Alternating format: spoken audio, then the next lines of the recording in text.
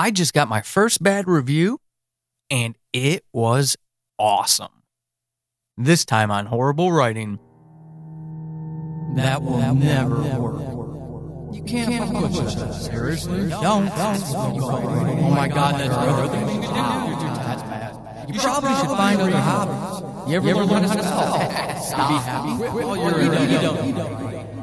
Don't bother me. I've seen better papers. Do you really want to do that? And my third grade, give it up.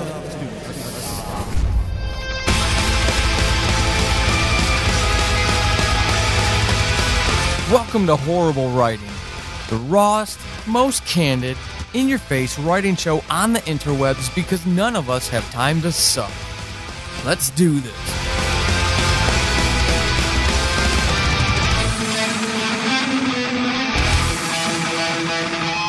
Hey folks, Paul Sading, your host, Horrible Writing.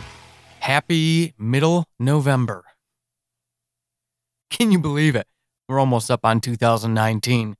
So, the cool thing about 2018, as I start reflecting on the year, is that I exceeded my goal.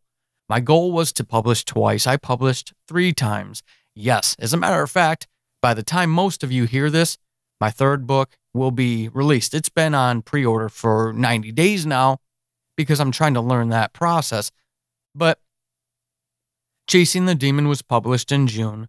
Novel I Did a Podcast, How to Sell More Books Through Podcasting, was released a few weeks ago and is doing okay, though I don't have any reviews, though people will tell me on the Facebook page that it's great. I need those reviews in Amazon, folks. But with a third book coming out by Thanksgiving, for those of us here in the States, my landscape is filled, and now I'm locking down into the business side of creating, meaning I need to learn how to market these things, and I need to learn how to do those things, those tactics that draw reviews, because I am struggling to get reviews big time. Novel I Did a Podcast, again, has been out for about a week. Great comments on social media, great comments in author groups. Not a single person putting a review on Amazon. Doesn't really help me. Chasing the Demon hasn't had a review in months. It's got 13, but that's it. And of course, 12 Deaths won't have them yet. And I did those things you're supposed to do. Worked with my beta readers and my advanced copy readers to ask for reviews, but again, you don't want to hound people. I mentioned it before, and I mentioned it as the books came out, and then I left them alone. Maybe that's a mistake. Keep tuning into the show and you'll find out. But I have had reviews. Most of them, by the vast majority, are very good, but I did get my first bad one for Chasing the Demon, and it was a 2-star review. And it had pretty strong language, using words like constant and redundant and identical, and the touristy stuff was overdone. So this person obviously didn't like the book, called it a real slog. But here's the thing. No, for those of you who are curious, I didn't reach out to that person. I didn't report it for abuse. I didn't, track them down on social media to harass them. They're entitled to their opinion. I've had worse. I'll talk about that in the future. Not even worse. I've just had different kinds of non-helpful stuff. This one was actually helpful. And that's what I wanted to talk about on this episode. In this episode, 62nd episode, was or is the reaction to getting the negative review, especially as a writer who's hungry for reviews. I was excited to see another rating pop up when I refreshed the Amazon page. I wasn't excited to see what it was. I wasn't excited for the sting that came.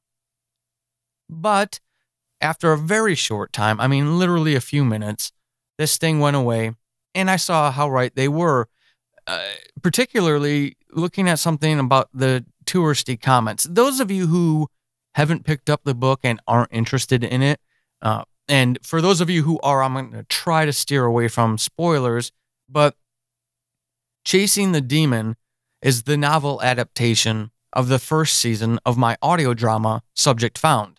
The main character had an encounter. Subject Found, I take figures from myth, lore, and legend throughout our human history, and I weave a fiction story around them.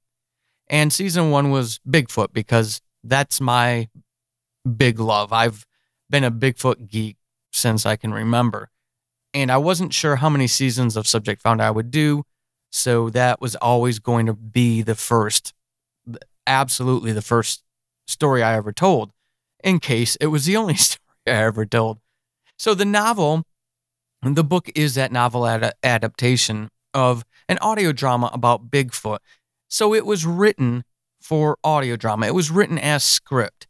And Chasing the Demon technically is the third book I've fully written. So the third manuscript I ever finished. The first one was a 330,000 word fantasy that I did back in 2007, and that which is still sitting, soft copy and hard copy, in a drawer somewhere. The next one was The Scales, which is a horror book I'm still working on because it needs a lot of rework, because it is today nothing like what it was when I created the concept and started writing it. And I will talk about that in a future episode way down the line. This one was the first one, therefore, that I fully went through, wrote, turned around and edited, turned around and hired a professional editor. So the comment that was left for it mentioned getting an editor. It did have one. It did have an editor. Of course, this is this person's personal opinion. I think the editor did a great job. And he knew going into it what I had done and where I was at in my career. And he worked with me a lot more than he had to on that. The big challenge was that adaptation from script to novel. Taking something that was 45,000 words of dialogue, 40 to 45,000 words of dialogue, and turning it into, 90,000 words of novel. Not easy. Probably not the first thing I should have tried to publish, but I wanted to leverage the audience that I had with that podcast. I wanted to get into the publishing game because I've always dreamt of being a published author and felt, hey, I've got something that's already 50% done. Let's fill in the rest and go. And as I was so that book is the first in the series of Subject Found as a novel. The second season has already long concluded for that podcast, and that book is already written, has been written for about a year. I need to get back and edit it. I will after I'm done with the Scales. But in the writing of that second book called Rip, I realized how much better of a job I could have done with Chasing the Demon.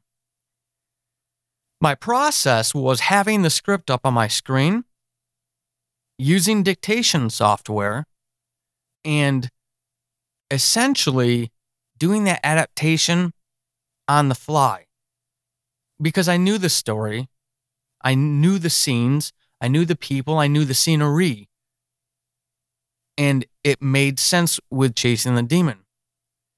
But I wasn't sensitive to those things I needed to be sensitive with. And I knew that, and I learned from it going into Rip. So Rip will be a much better adaptation. And I'll tell you what, this was a completely different process than simply sitting down. No, I shouldn't say simply, but sitting down, outlining, drafting, writing, editing a novel that is a standalone product. This almost feels as if I used different parts of my brain for it. So it's definitely a unique challenge that I plan on getting stronger with over time. But all of this goes back to talk about the review process. I've been podcasting for 8 years now, and I've had my fair share of hate. My skin has been thickened from that from that exposure.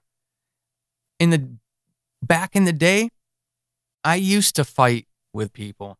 I used to ask people why. I used to explore things. I used to help them understand why they missed what they missed. And I realized my time would be better served doing other things. And it's a no-win proposition for us. So that's what I want to share with you. Do not do that. Don't even address these things with your readers.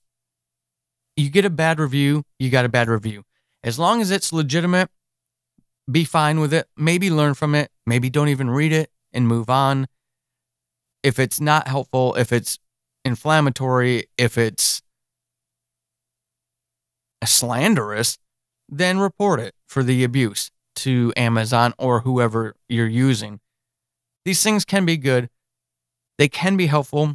A lot of the times you are already going to know, unless you're delusional, you're already going to know what you did wrong in that book that you could have done better.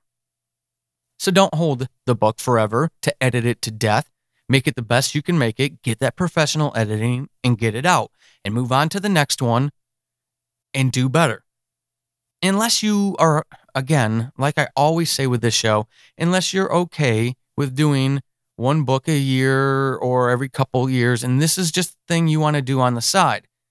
But if you're looking to do this full time, again, kind of who I really look at and kind of who I identify with, you've got to get that book out at a certain point. You don't put out crap, but you don't edit yourself in an endless circle. And you have to be ready for stuff like this. This person's opinion is their opinion, and it doesn't bother me one way or another. They are right about some things. They really are. And again, I know why that happened. One, when I write, I overwrite, and then I need to cut stuff out. I've learned how to get stronger and more ruthless in my editing, much more than I was with Chasing the Demon. I could have done a much better job. I'm not going to go back. I'm moving forward. I've got 3 books waiting on me to edit, and I've started outlining an epic fantasy that I'm going to start working on and releasing to my patrons. So I'm moving forward. I've learned. I've taken what I wanted from that review. For you, know who you are right now and know what you can be as a creative.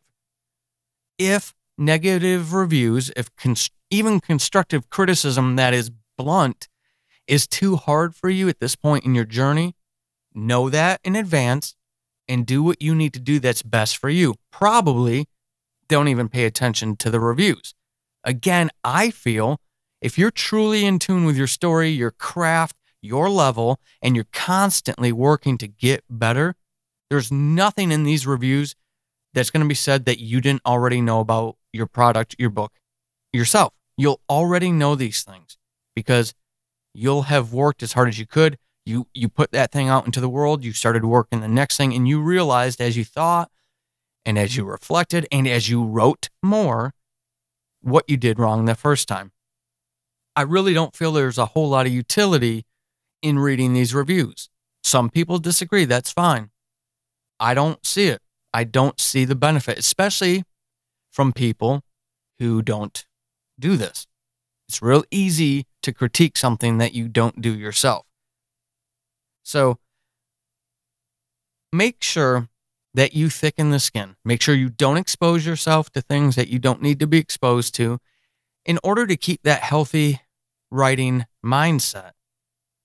Failing forward is fine as long as we fail forward. There's no failure in writing, in my opinion, unless you just quit. And I told somebody that in the Horrible Writing Writer Support Group on Facebook this week, as a matter of fact. There is no failure unless you stop writing, unless you just give this all up. But do what you need to do to protect yourself from these reviews. I don't even necessarily put a lot of weight on the 5 stars. I love getting them. I love seeing reviews come in when I do, especially since it's such a rare thing. And I think I know why. I will be analyzing this over time. I will be talking about that in the Horrible Writing Support Group on Facebook. And I'm actually going to be beginning to do some patron-only episodes of this show where I talk more about the business side of it. Patrons are the ones who help me continue to put this stuff out and be able to afford to put this out. And so I think it's only fair to offer them some extra content for that. And that's what they're going to be getting. But I have some reasons why I think this is a problem for chasing the demon. And of course, I will continue to analyze it as we go forward. I hope that your writing journey is as rewarding as you've wanted it to be, as rewarding as you've needed it to be. I really do. I hope that you keep your head up. And if you are looking for that community, come over to us on Facebook, the Horrible Writer Support Group on Facebook. Look me up on Twitter at Paul Sading. And if you are an author and you're interested in getting more exposure for your novel, for your books, nonfiction, memoirs, poems, collections, anthologies, seriously consider picking up Novel Idea to Podcast, How to Sell More Books Through Podcasting. The feedback I've gotten so far on it has been wonderful, that it's very helpful and full of tools, tips, and tactics, which I spent a lot of time developing, so I'm glad to hear that. But I really think it will be helpful. And if you do pick it up, hey, how about leaving that Amazon review for it as well? If you are enjoying the show, a review of the show on iTunes or wherever you pick this up at would be greatly appreciated. It helps other people find the show. And of course, I would love to see all of you over at the Horrible Writing Support Group on Facebook as well. Until next time, keep being epic. This has been Horrible Writing, and hopefully after this episode, you suck less than you did at the beginning. I am Paul Sading, your host extraordinaire. You can find me over on the Twitterverse at WritingHorrible and over at paulsading.com/horrible-writing. Until next time, suck less.